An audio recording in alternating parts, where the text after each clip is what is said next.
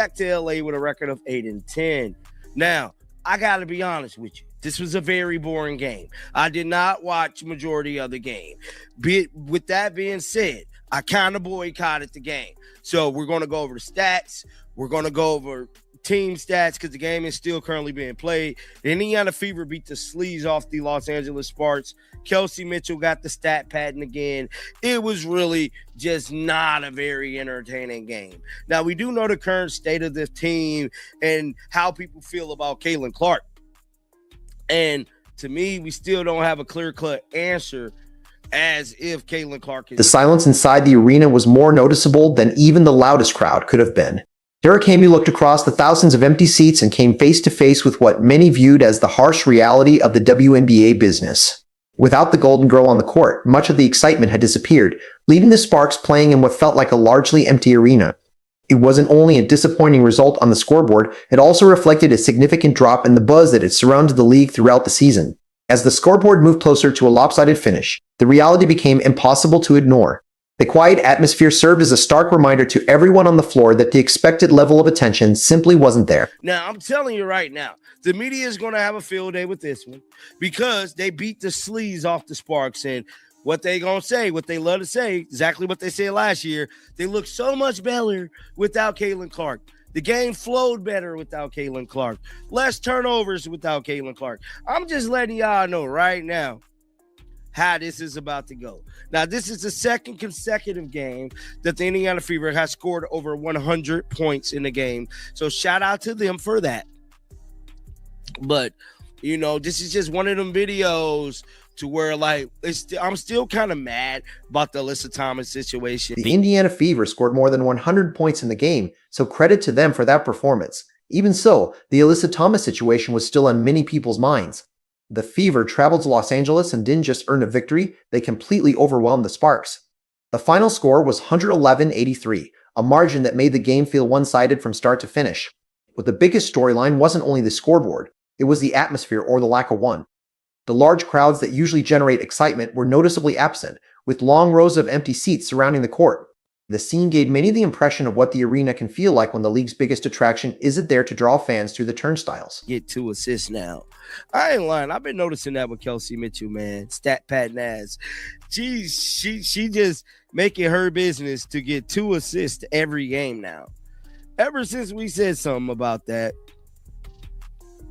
she just been making it her thing to get 2 assists. Now, in other news, y'all notice Caitlin Clark and Alyssa Thomas situation is still going strong. So we got, oh, wow, Lisa Leslie. Wow. Oh, my goodness. Everyone was asking the same question. Where was Caitlin Clark? Her absence seemed to leave a noticeable void, taking much of the energy out of the arena and making the overall atmosphere feel different. For weeks, the media had been discussing her impact on the league, but the sight of so many empty seats illustrated that conversation in a way statistics alone could not. The Sparks were playing in an environment that, to many observers, lacked the atmosphere expected from a professional primetime matchup. It represented the kind of scenario many believe league executives hope to avoid throughout the season. When it comes to Caitlin Clark, I think the WNBA, and therefore I guess the NBA, is making really bad business decisions. But most importantly, this is on the players, and some players just aren't being smart about how they're handling, frankly, the biggest star that their league has ever seen. So I want all of us to put our feelings aside for a second and simply look at the facts. Look at this from a business perspective.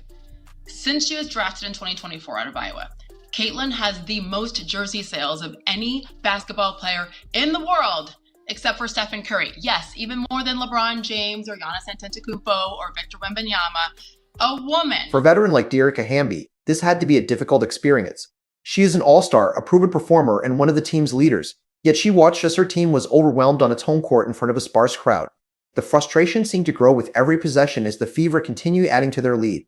It's one thing to come up short in a hard-fought game against a strong opponent, but it's another to endure such a lopsided defeat in an arena that felt unusually quiet.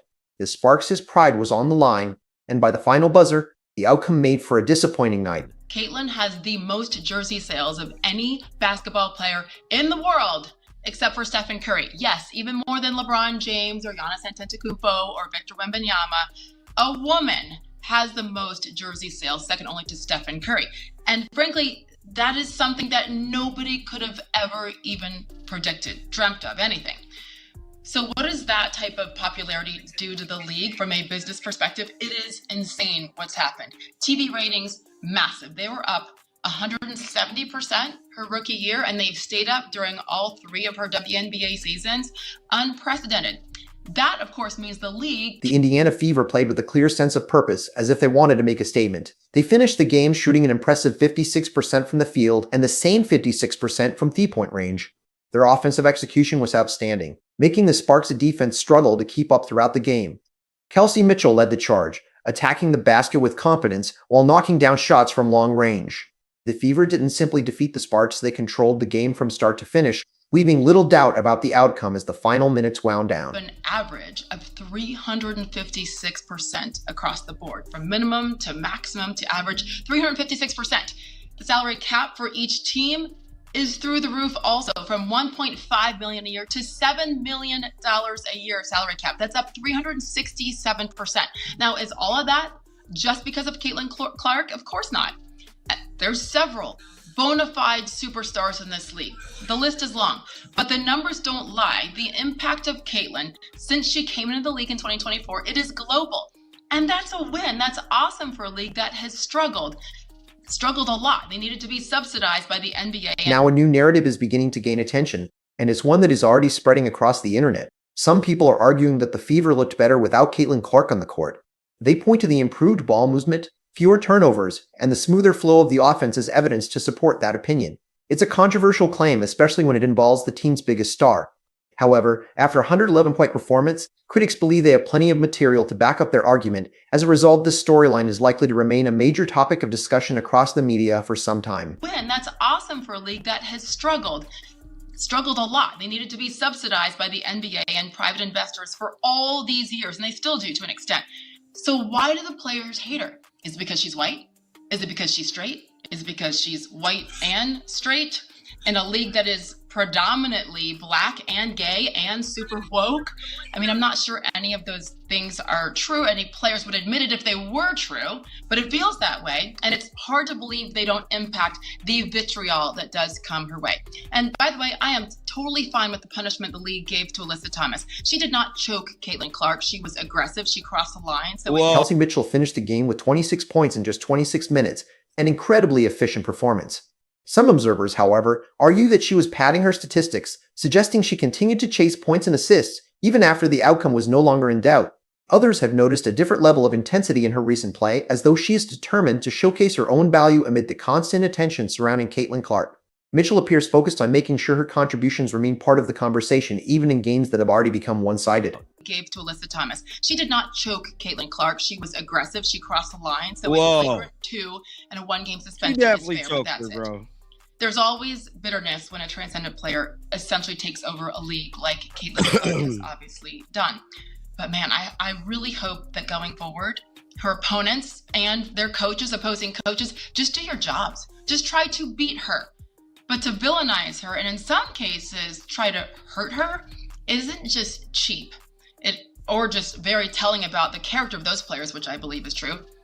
This is stupid. It's bad business to try to take out the most popular player your game has ever seen. Let's take a closer look at the attendance numbers, because they should be a major concern for the league's front office. When the Caitlin Clark effect is at its peak, arenas sell out months ahead of time, and ticket prices climb into the thousands of dollars. But this game presented a completely different picture.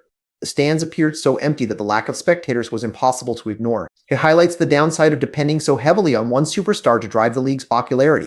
When she isn't playing, the excitement doesn't simply fade, it drops off dramatically, exposing how difficult it can be to maintain the same level of interest.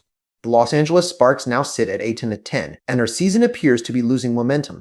They entered the game hoping to build confidence, but instead, they were thoroughly outplayed. Losing by nearly 30 points on your home floor is the type of defeat that can linger with a team for a long time. They had no answer for the Fever's pace or floor spacing, and the limited crowd support only made the challenge even greater. It was a complete breakdown that could have lasting effects on their position in the standings. One of the biggest criticisms directed at the Fever this season has been their high number of turnovers, with many attributing them to Clark's aggressive passing style. In this game, however, they dramatically reduced those mistakes, finishing with only 12 turnovers. That is exactly the statistic Clark's critics are likely to focus on over the coming days. They will argue that the offense operates at a slower, more controlled pace without the constant pressure created by a generational talent.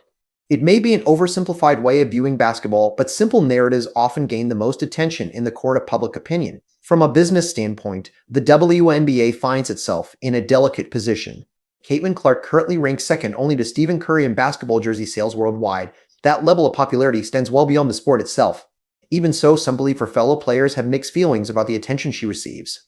Television ratings have reportedly increased dramatically because of her presence, yet the atmosphere at this Sparks game suggested that many fans were coming primarily to watch Clark rather than the league as a whole. That creates a significant challenge for the league's long-term future. If other stars cannot consistently attract large crowds, questions naturally arise about the mood inside the Sparks locker room after such a difficult loss. Dearica Hamby is a fierce competitor who wants to perform on the biggest stage, but this game felt far removed from that experience. For elite athletes, competing in a sparsely attended arena can feel like a step backward from the league's recent growth. The disappointment wasn't only about the final score, it was also about the realization that much of the league's momentum appears closely tied to one young star. That reality is something many veterans have undoubtedly noticed. All of this comes while the league continues to deal with the fallout from the Alyssa Thomas controversy, which has sharply divided fans. The debate surrounding the physical and verbal treatment of Clark in recent games remains active, and many believe some players have handled the league's biggest attraction poorly. Rather than embracing the increased attention that benefits everyone, critics argue there has been an effort to push that star back into the pack. As the empty arena illustrated, that approach could ultimately hurt the entire league instead of helping it. The irony is that many players are benefiting financially from the same popularity they appear to resist. The salary cap has increased from $1.5 million to $7 million to the WNBA Courage of approximately 367%. Player salaries have climbed across the league, and many credit the new collective bargaining agreement to the financial growth generated during Clark's rise. Yet on the court, the Sparks' lopsided defeat looked like a team trying to prove it could thrive without the surrounding hype, only to struggle when the spotlight was entirely on them. There is also a broader discussion taking place that many people are hesitant to address. Some ask whether the criticism directed at Clark is connected to her race, her sexuality, or simply the extraordinary level of popularity she has achieved. In a league made up largely of Black and LGBTQ+ players, some believe a straight white woman becoming the face of the sport was always likely to create debate. Whatever the reason, if those tensions contribute to empty arenas and one-sided games, they become a significant business concern. The league and its players now face an important decision about balancing personal differences with the long-term growth and financial success of the sport.